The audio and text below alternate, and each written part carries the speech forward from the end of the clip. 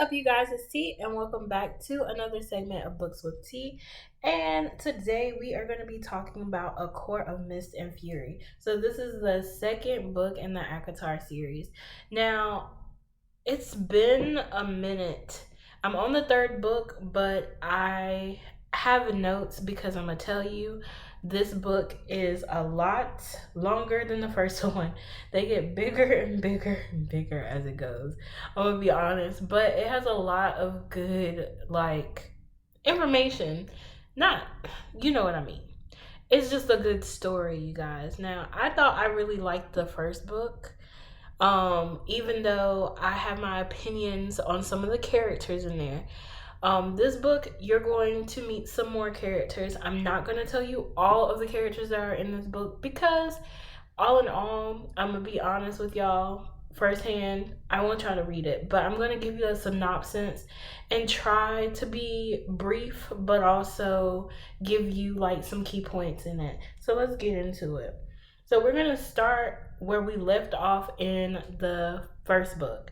So we know that Talman and Faerie, they are just getting from under the mountain. So that being said, there's some trauma with that because they were going through a lot down there. Okay?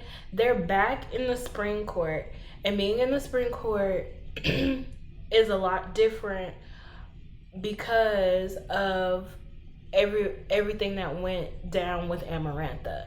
So now everybody from all the courts that have been basically captured, they're not captured anymore and they've been released. So they're trying to build their courts back.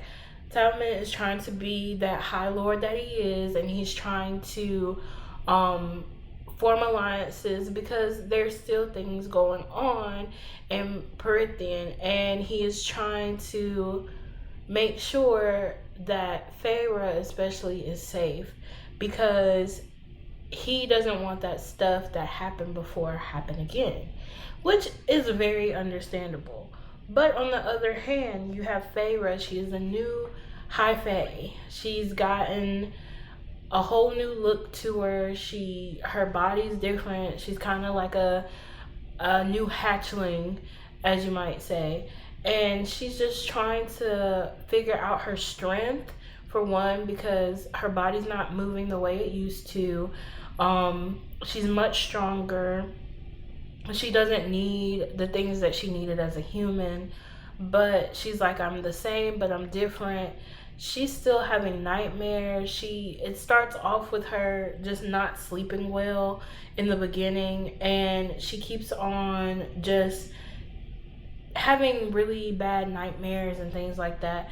But the thing between her and Talman, they do not talk as much about their trauma. They kind of brush it off to the side. She's been pampered more, and she is his now fiance. So they're preparing for the wedding in the beginning, and her whole thing is that Talman doesn't want her to do anything, and it's bothering her because she's like, I used to do all of this. I used to hunt. I used to do this. All he wants to do is paint. She feels like in her new being that she can't even paint anymore. She just hasn't had the inspiration to paint or things like that. She's just not into anything. She's just doing and just living life like blah right now, and she feels like something is missing. And to be honest, Talman comes off a little bit controlling, and I'm like, girl, you can do better. That's me, but to each his own. Then you have their wedding day. Now their wedding day happens, and your girl gets cold feet, really, really, really bad. She's walking down the aisle and she's getting cold feet. In her brain, now let me go ahead and forewarn you that in the last book, in the first book, she did make a deal with Rhysand. Now Rhysand said that he will, um, you know, keep her up with that deal, right? Like that's the deal that they made. So it was that she has to go to the night court for at least a week, I believe, um, and spend it with him every month. Now, in the back of her mind, she was like, he hasn't shown up at all. So maybe he really didn't mean what he said. He's not going to cash in on this. But the thing is, she has a mark on her hand that seals that deal, right? She's at her wedding. Let's go back to her wedding now. She's at her wedding, right? Walking down the aisle, and in her head, she's like, I don't want this. Somebody save me.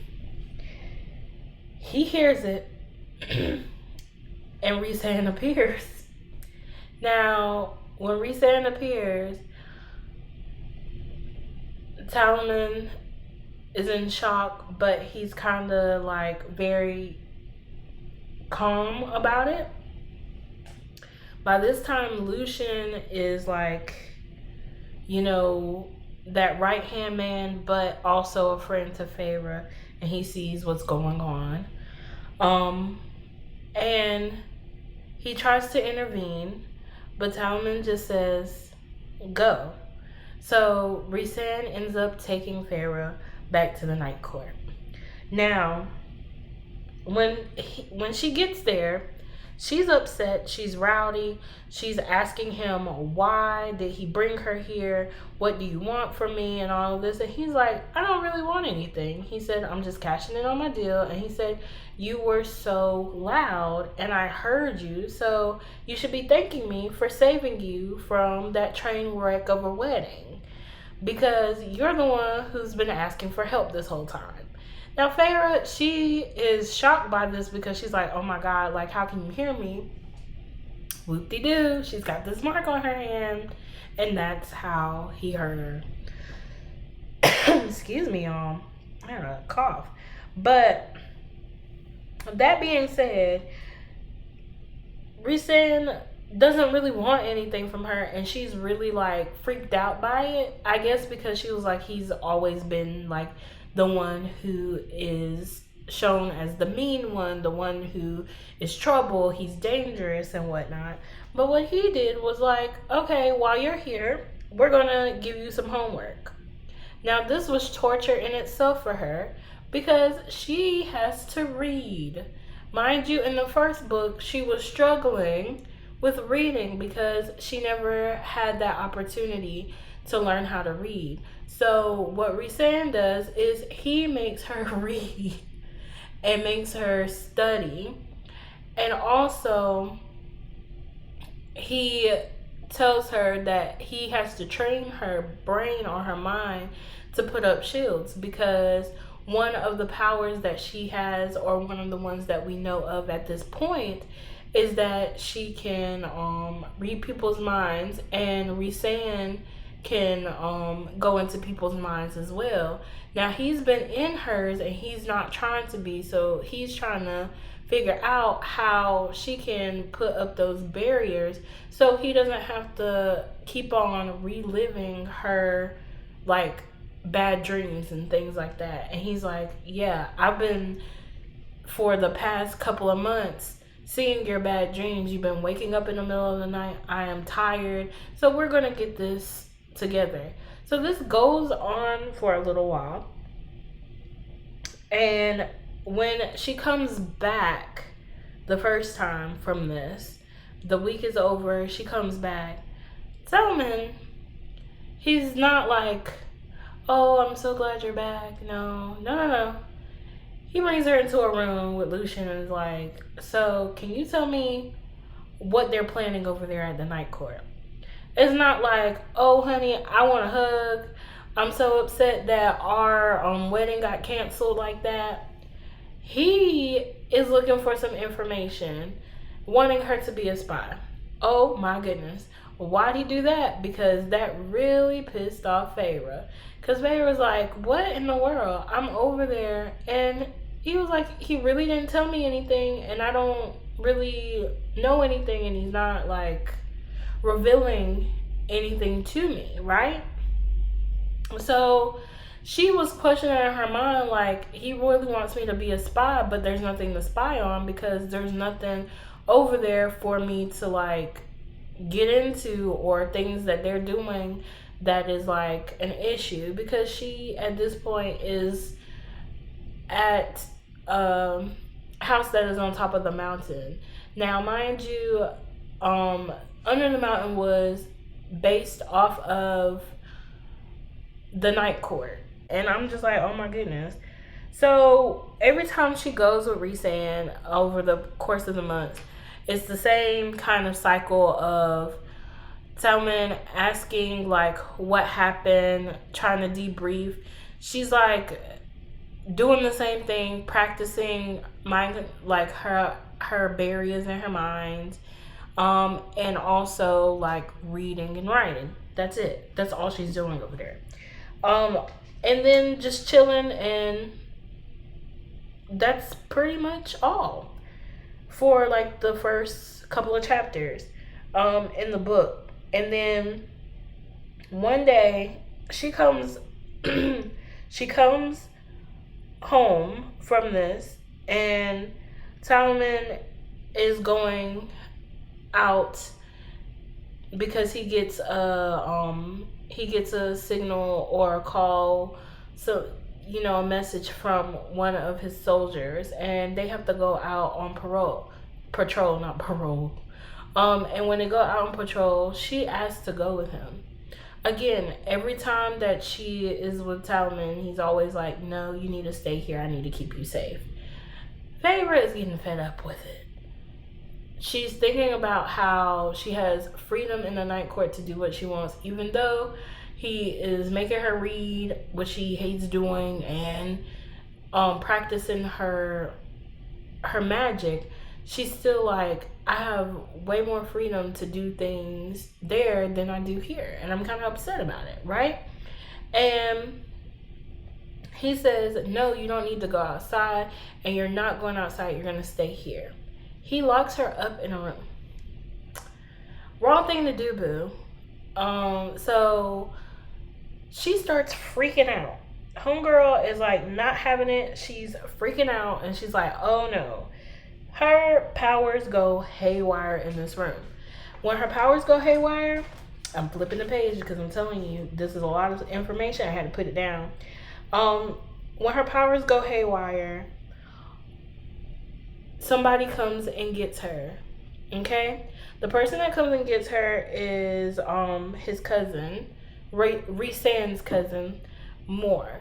Now, she briefly meets her in the beginning of the book, but it's not like she is like with her 24/7, but she does have a couple of chats with her while she was at the night court. But she's the one who comes and gets her. And when she wakes up, she's in the night court, and Faerie's like, why am I here? Da, da, da, da. What happened? And Rhysand's like, well, Moore went and got you. And she's like, you're about to start a war. Why would you do that? He's like, well, I didn't technically go and get you.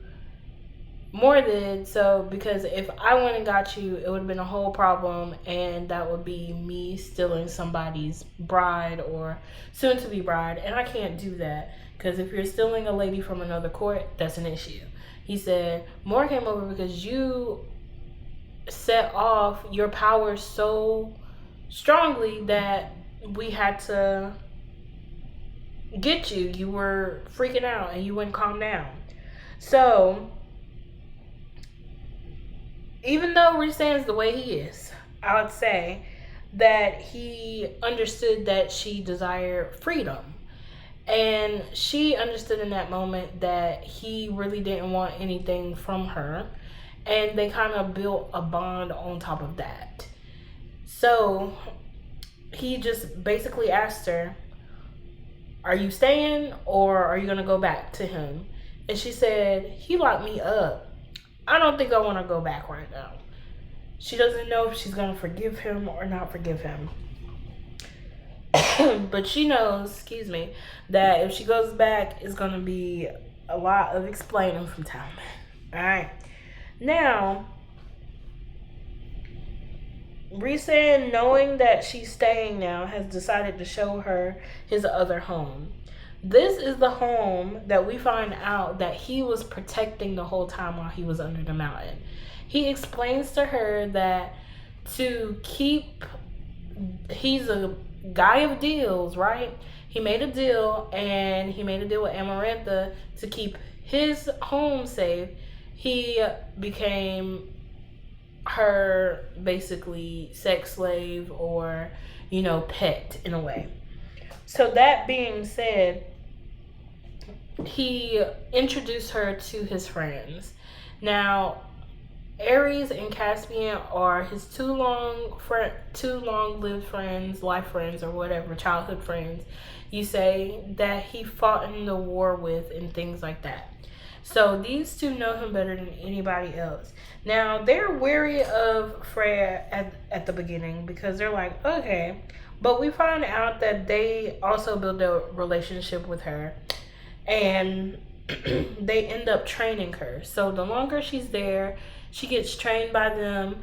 Rhysand is training her with her magic. They're training her physically to learn how to fight. So she's becoming like this bad A warrior, basically.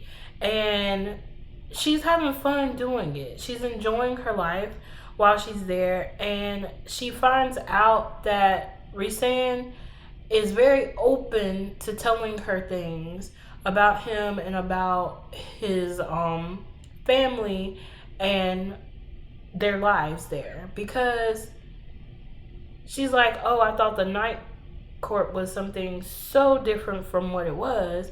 She's saying that she fits in a little bit better there than she did in the spring court because she has the freedom to kind of be herself, and she sees that more and more each day that she's there. But he also is not keeping things from her, like understanding that there is a war afoot, okay? So there's a war with the king that is in a different territory than where they're at, right? So this king is over Prythian and other things, and I don't think he's personally over Prythian, but he's over the Fae realm in a way. And he's trying to get more territory. Now, he is stuck in his old Fae ways because they look at humans as pets or slaves in a way. So for her, she's like, why are they doing that? Because she is a person who was human and she turned Fae. Even though it wasn't by choice, she is what she is now. And she's like, well, I get it from both sides. She's like, I understand the human perspective and I understand the Fae perspective, but like, why are you trying to just turn one, and like, why can't we live in peace? You're trying to turn somebody into whatever, right? So that being said, Rhysand has a lot of co-op operations happening. This man does not know how to stay still, okay? He's always got something going on. He's always got something like in the mix. And of course, Ares and Caspian are a part of that because they are warriors, they're soldiers. And he ties in favor to this. So with that being said, she ends up going on these different co-op and co-ops and operations with them. And one of them in particular, she finds herself in the summer court. And her being in the summer court, she finds that she has to be more sultry or just being trying to seduce the high lord of the summer court so that they can get this grimoire or talismans of some sort to help them in aiding them in, the bigger picture of the war that's coming on. So while this is happening, she's also feeling upset because you have Rhysand playing a part and he's not really trying to seduce the other fae that are there, but she finds out that this lady has a crush on him and whatnot. Now she ends up getting a little jealous. Mind you, this isn't the only scenario that has happened with them, because they are building like a connection with each other. She doesn't find him as ill as she did in the beginning.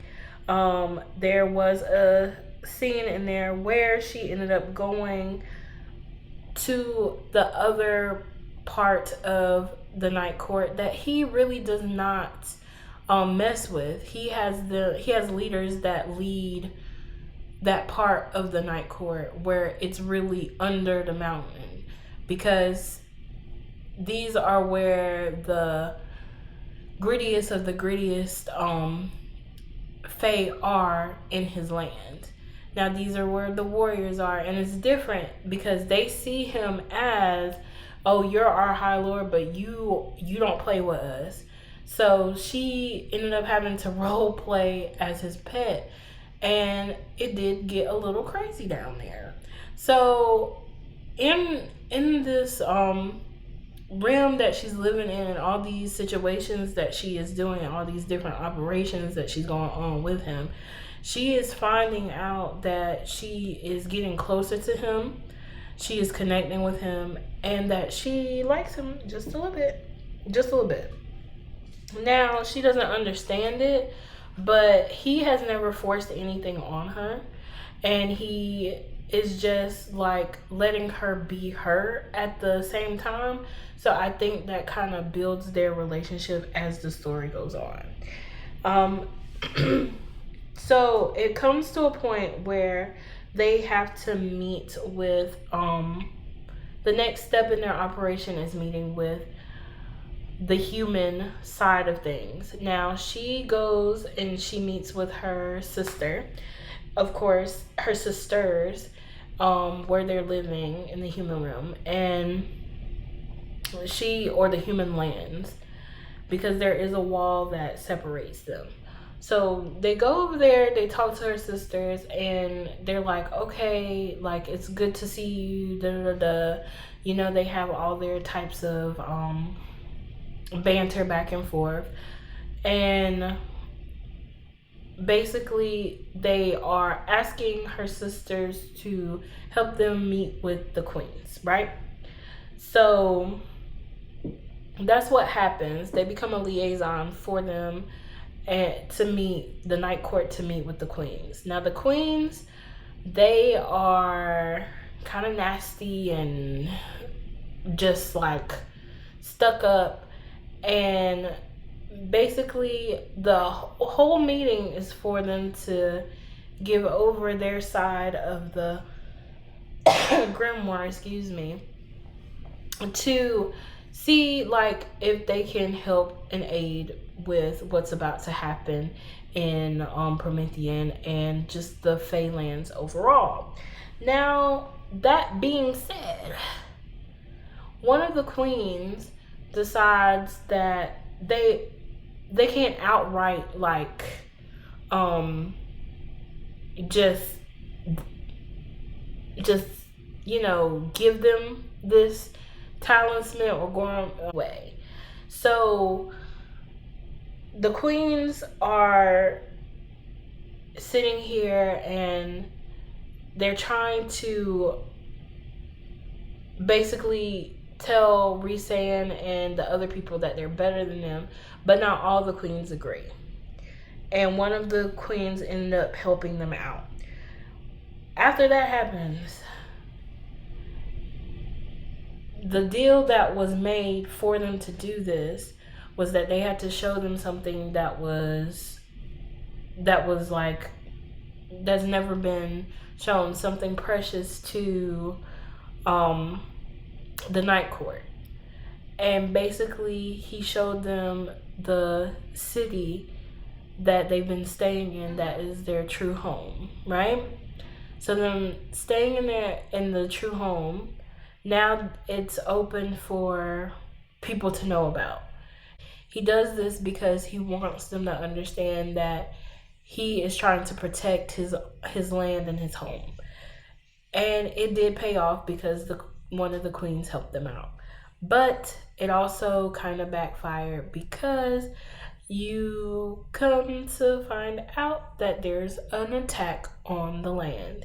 Now they end up fighting, their lands get attacked, and they have to start building their city back again. So after this attack, they're like, okay, we have to go and, start preparing, because if we're getting attacked here, they know what our weakness is. We need to like go ahead and get things rolling and do another operation to like actually,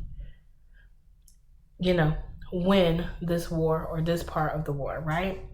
So that being said, Rhysand, Feyre, and all their friends, they go to a different section of their territory, and they start working with warriors.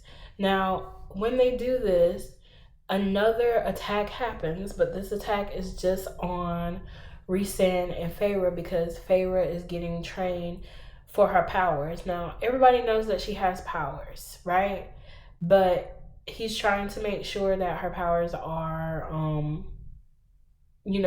up there, that he can understand that she can protect herself, and just kind of like get them molded to the way they're supposed to be molded, right?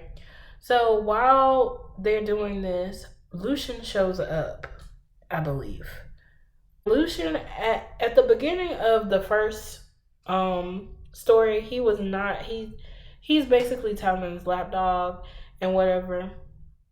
But he actually grew close to Feyre, and he really was hurt when she left.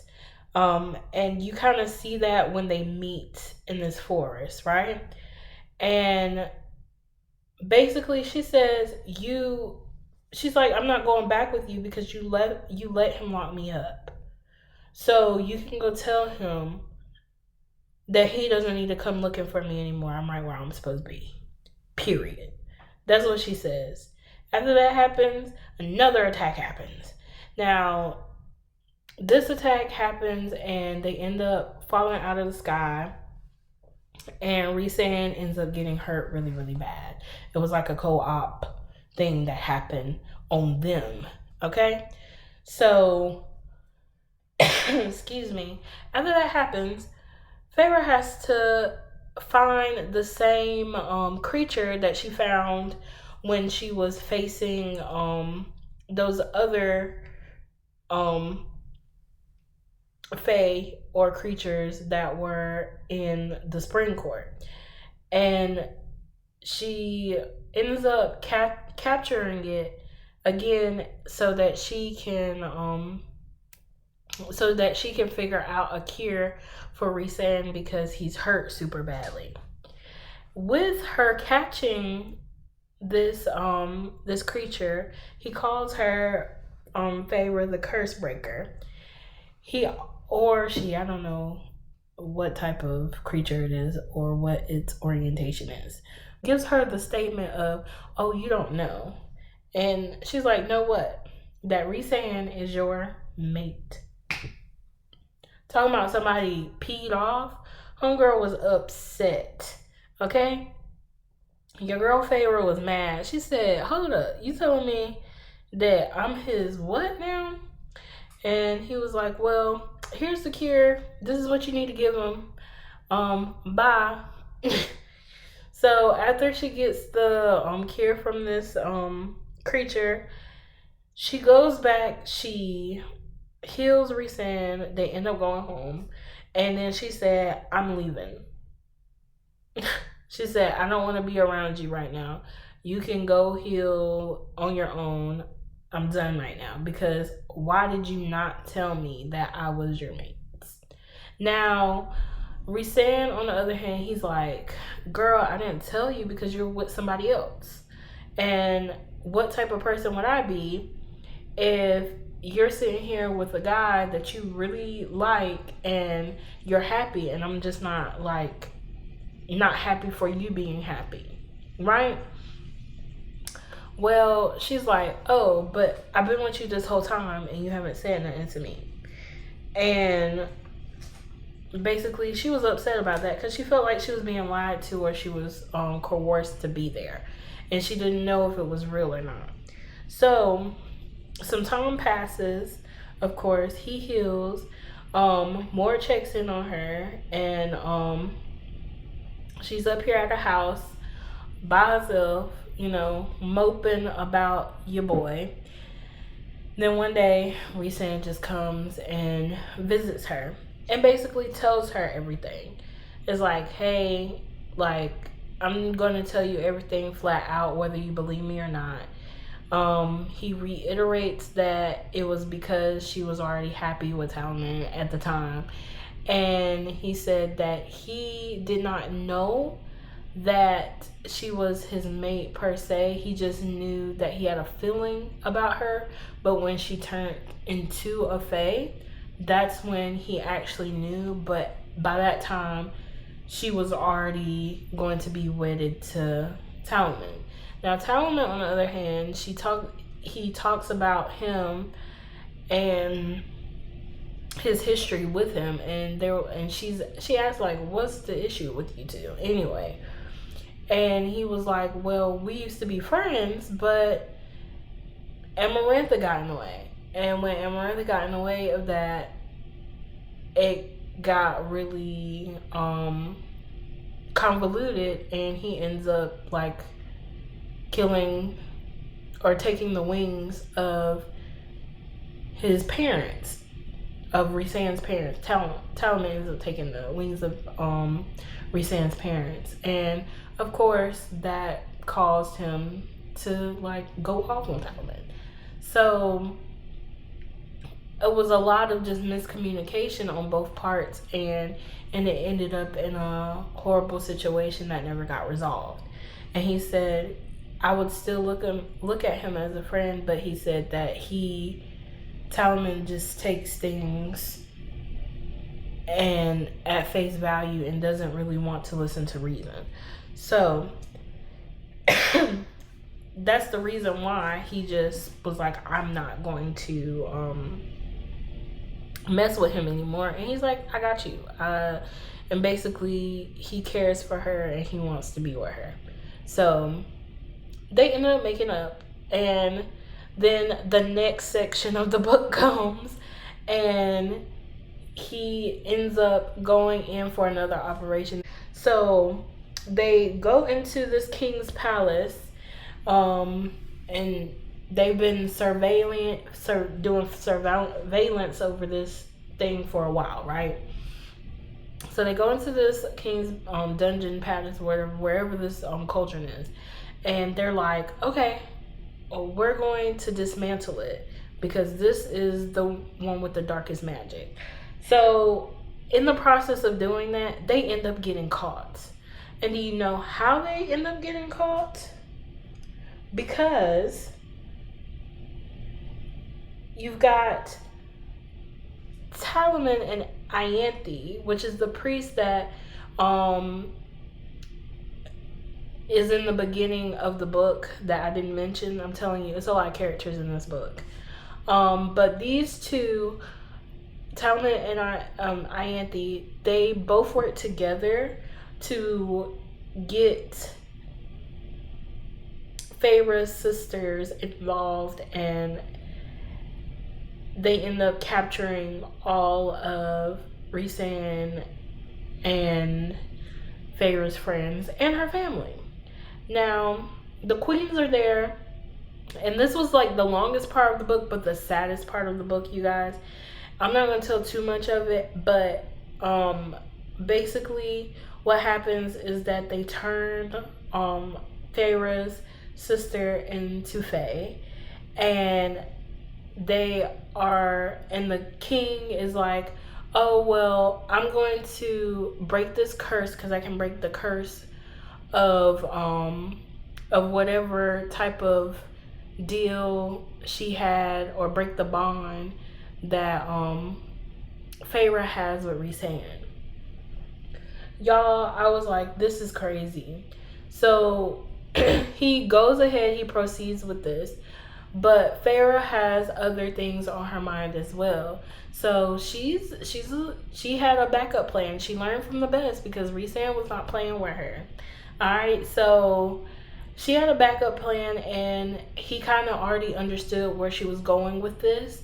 So while all her friends are hurt and things like that, and Rhysand is bound, she goes ahead and she starts acting, and she put on a show, y'all. She starts acting like she never wanted any of this. She was like, he tricked me. He took me from you without like me really being fully aware. Like he basically poisoned her mind, which he didn't do any of this, but you know, your girl was acting real good. And she was like, I'm coming back with you, Talaman. Please break the curse. Please help me. Like, she was out of this. Like, she was trying to play like she was the victim in this all. We come to find out at the end of the book that homegirl ends up wanting revenge for all the things that are done to her sisters in this castle, and for her newly found land that she's going to be over when she comes back, because now she is High Lady of the Night Court. And I was like, what? She said, I'm going to she said, I'm going to infiltrate the Spring Court, and she's going to chew them out from within, and then she's building a plan to get the king next. So yeah, when I tell you, this book had me on my toes. I was like, what is happening? Now, I took around, I could have went longer, but I just hit some key points and maybe a little bit of the spoilers. But overall, this book was like worth it. Like, when I tell you, I thought I really liked the first book. This one, I really liked. I said, oh my gosh, it had action in it. The story got way better as you read. The twists and turns in the story, loved it. I'm gonna be honest, like, it had me upset at times, but like, what good story is not gonna have you in your feelings? Like, when I tell you, I was in my feelings in some parts, and then the other parts, I'm like, girl, you go. Like, Feyre as a character, she grew. Like, honestly, like, from the first book, from being a survivor and like persevering, now she's seen as a leader, and she is overcoming. Like, she's overcoming all the obstacles that have been put in her way, and she's gotten all the tools that she needs to do it. So yes, I'm so excited. I have started reading the third book, and I'm so excited to see how that goes, honestly, because this book had me like into it, and I was like, I gotta read the next book. When I tell you, Sarah J. Maas, I don't know what is going on in that brain of hers, but when she put it on paper, she did her thing, okay? So yeah, I recommend it to you if you are one of those people who like action, you like romance, you like the drama, because it has a lot of that in it too, but it's like explained very well. So yeah, I would check this one out as well. And yeah, that's all I got for you guys. Sorry about the coughing because this was a lot of talking and I only did this in one take. So, yeah, I'm gonna drink my tea and be quiet. As always, you guys are awesome, amazing, wonderful, and as always, happy reading and keep on reading. And I'll see you in the next one. Bye.